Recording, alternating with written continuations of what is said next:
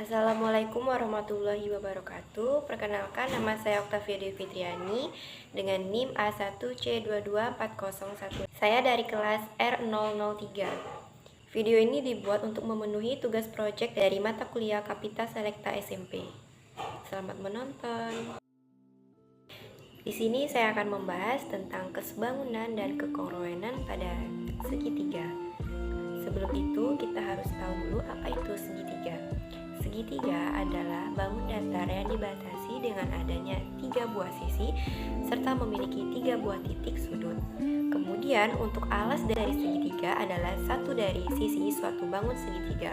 Lalu untuk tingginya adalah garis yang tegak lurus dengan sisi alas dan melewati titik sudut yang saling berhadapan dengan sisi alas. Nah, untuk yang kedua itu ada jenis-jenis dan sifat-sifat segitiga. Yang pertama, untuk jenis-jenis segitiga terbagi menjadi 6. Jenis segitiga yang pertama itu ada segitiga sembarang. Segitiga sembarang adalah segitiga yang memiliki sisi-sisi yang tidak sama panjang. Bisa dilihat dari contoh gambar. Yang kedua itu segitiga sama kaki, yaitu segitiga yang memiliki 2 sisi yang sama panjang. Yang ketiga itu segitiga sama sisi, yaitu segitiga yang mempunyai 3 buah sisi yang sama panjang serta 3 sudut yang sama besar. Terus yang keempat itu ada segitiga lancip, yaitu segitiga yang ketiga sudutnya adalah sudut lancip. Jadi sudut-sudut yang ada pada bangun segitiga tersebut memiliki besar antara 0 derajat sampai dengan 90 derajat. Nah, bisa kita lihat dari gambar, itu ada segitiga ABC, di mana untuk sudut ABC itu besarnya 90 derajat, untuk sudut BCA itu besarnya 90 derajat, dan untuk sudut BAC itu besarnya 90 derajat. Nah, karena jumlah sudut dari segitiga tersebut itu sama semua, yaitu 90 derajat, maka segitiga tersebut adalah segitiga lancip. Terus selanjutnya yang kelima itu ada segitiga tumpul. Segitiga tumpul adalah segitiga yang salah satu sudutnya tuh tumpul. Nah, bisa lihat di gambar itu ada segitiga ABC, di mana untuk besar sudut ABC itu sama dengan 90 derajat. Besar sudut BCA itu kecil dari 90 derajat. Untuk sudut BAC itu besar sudutnya 90 derajat. Terus lanjut, yang terakhir ada segitiga siku-siku. Segitiga siku-siku adalah segitiga yang bagian salah satu sudutnya adalah sudut siku-siku dengan besar 90 derajat. Bisa dilihat dari gambar, di situ ada sudut ABC, di mana besar sudut ABC itu 90 derajat, sudut BCA juga 90 derajat, dan sudut BAC juga 90 derajat. Maka segitiga ini bisa disebut dengan segitiga siku-siku karena besar sudutnya 90 derajat. Nah, selanjutnya yaitu sifat-sifat segitiga. Segitiga memiliki beberapa sifat.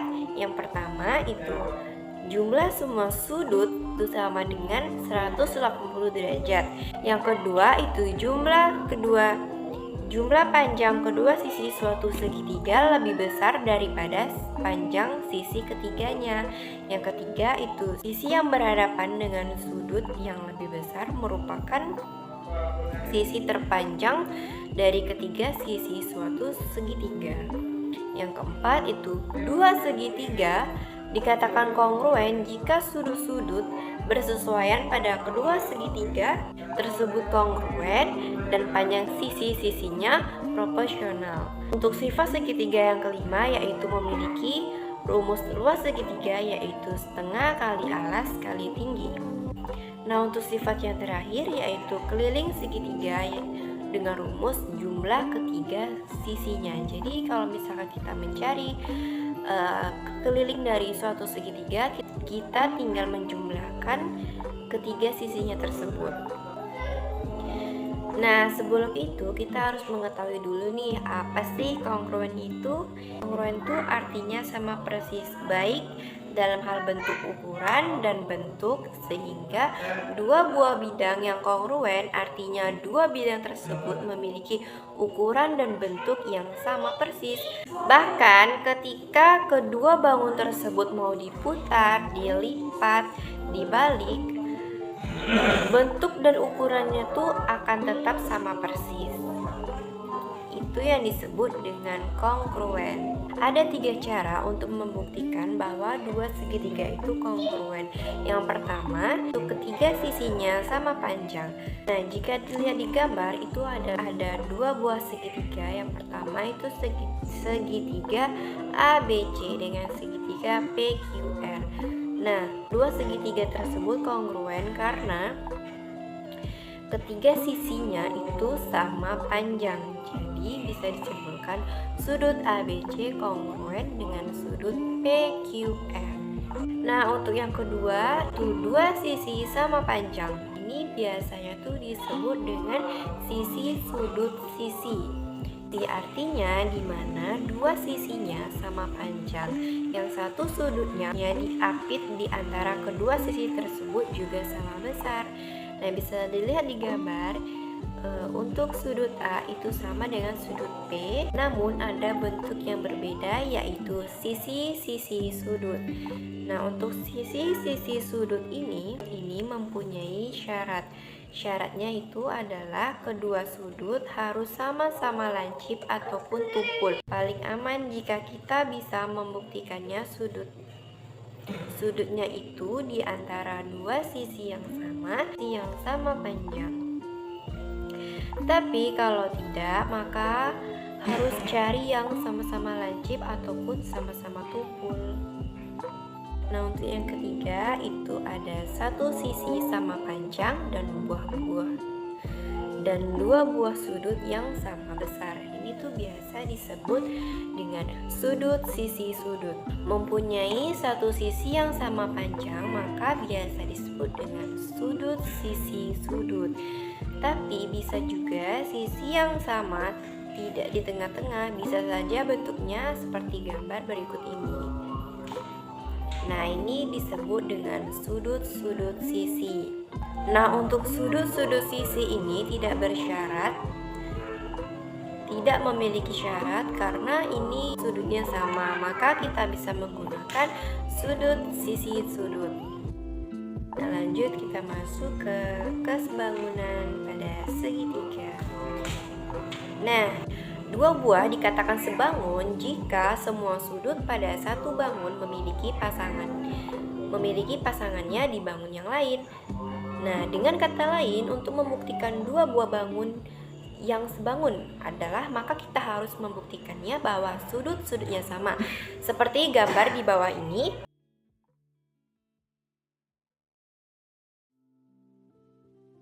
Segitiga ABC dan segitiga KLM, di mana segitiga ABC itu menjadi segitiga yang besar dan segitiga KLM menjadi segitiga yang kecil.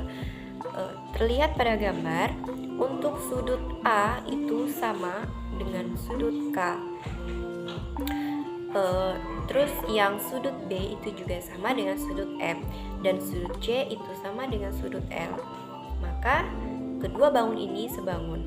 Nah, karena ada sudut yang sama, sudut A sama dengan sudut K, sudut C sama dengan sudut M. Nah, jika kita sudah bisa menentukan sudut-sudut yang sama, maka kita bisa menyusun kebersamaannya. Kita lanjut ke menentukan rumus kesebangunan pada segitiga. Nah, untuk menentukan rumus kesebangunan yang kita lakukan itu ada 3 tahap. Yang pertama, membuktikan sudut-sudut yang memiliki besar yang sama. Nah, itu seperti yang saya jelaskan sebelumnya. Yang kedua itu membuat bentuk perbandingannya, dan yang ketiga itu melihat urutan dari sudutnya.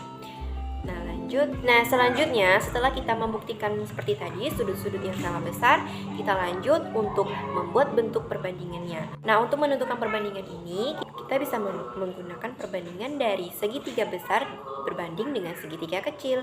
Seperti gambar tadi, kita ketahui untuk segitiga besar itu terdapat di segitiga ABC. Dan untuk segitiga yang kecil itu terdapat di segitiga KLM. Nah, jika kita sudah menentukan yang mana segitiga yang besar dan mana segitiga yang kecil, lanjut kita bisa membuat perbandingannya.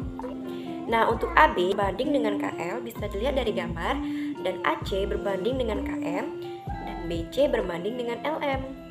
Baik, di sini saya memiliki dua contoh soal dari kesebangunan pada segitiga. Soal yang pertama itu segitiga PRS dan segitiga PQT itu sebangun.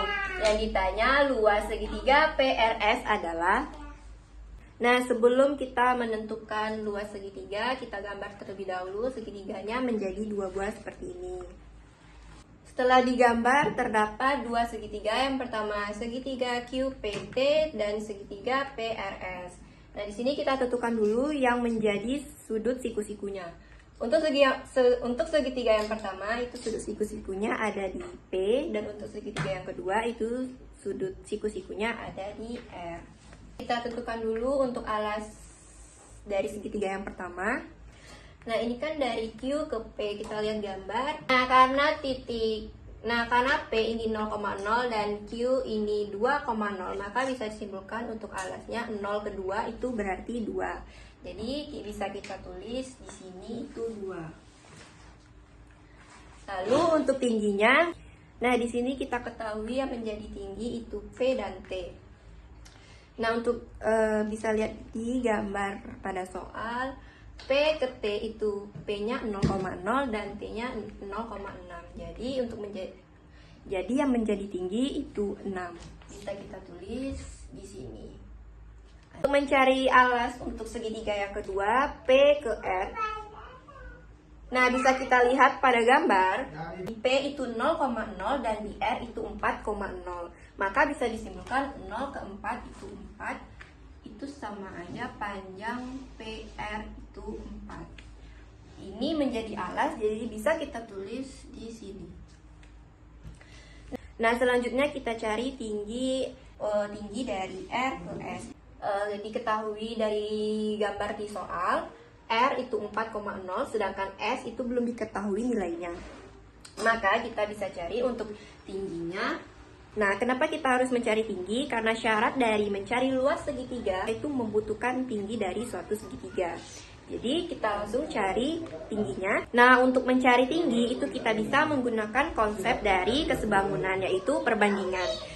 Nah, bisa kita lihat dari gambar, alas QP dengan PR itu setara atau sama. Berarti bisa kita tulis 2/4 sama dengan, selanjutnya yang 6 ini sebanding dengan T yang mau kita cari. Jadi kita tulis 6/T.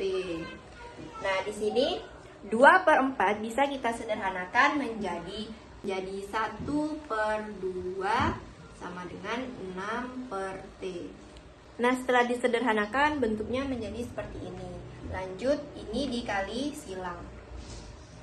Dikali silang 1 dikali T itu 1 dikali T itu T, 2 dikali 6 itu 12. Jadi untuk tingginya itu 12. Selanjutnya, setelah kita mendapatkan nilai tinggi, baru kita bisa mencari luas segitiga. Luas segitiga itu rumusnya setengah kali alas kali tinggi. Setengah. Nah, untuk alasnya kita sudah dapatkan 4. Kita tulis 4. Untuk tingginya yang baru dicari tadi itu 12. Nah, ini bisa dicoret 2. Maka 2 kali 12 sama dengan 24. Jadi untuk luas segitiga PRS itu sama dengan 24.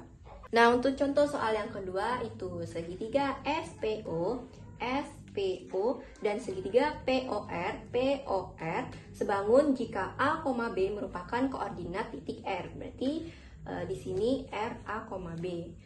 Yang ditanya nilai A tambah B adalah.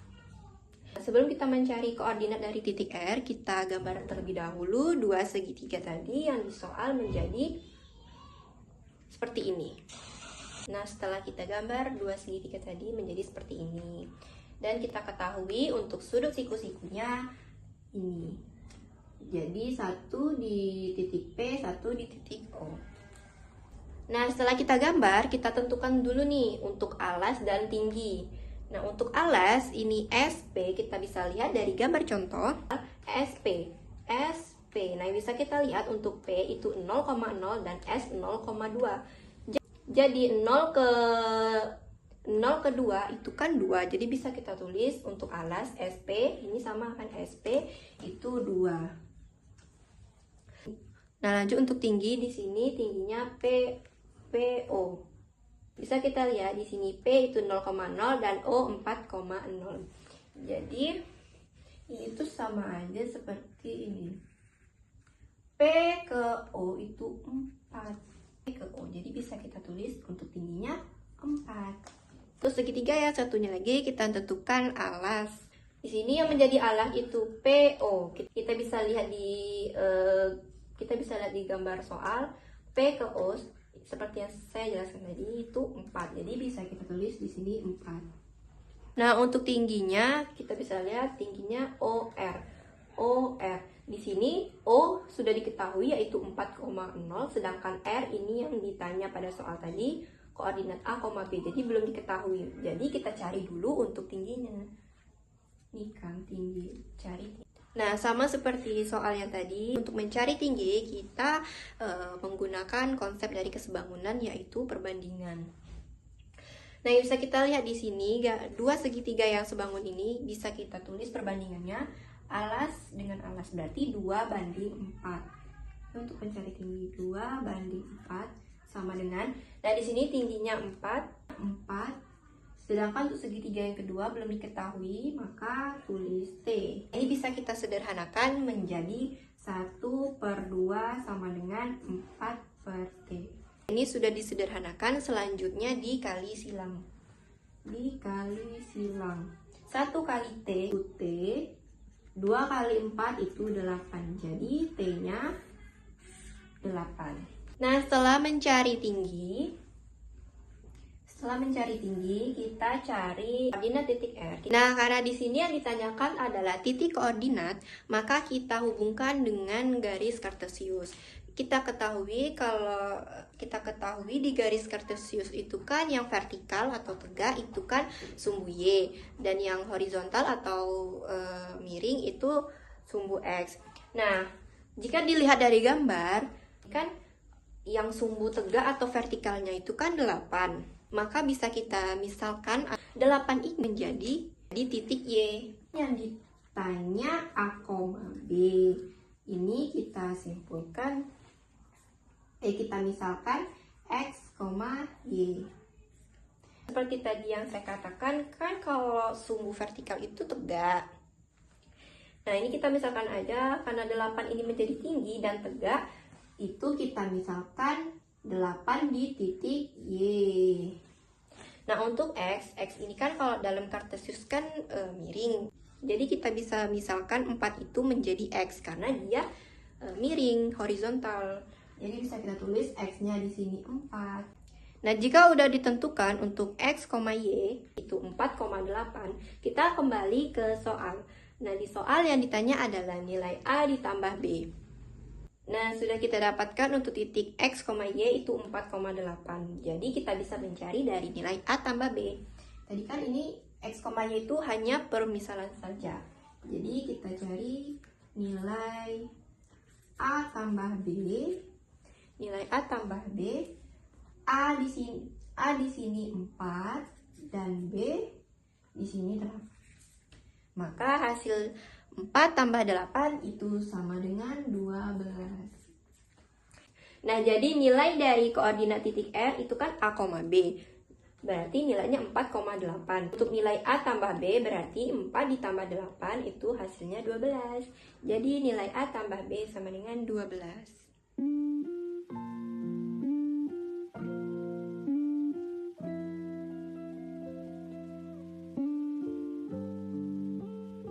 Sekian penjelasan contoh soal tentang kesebangunan pada segitiga dari saya.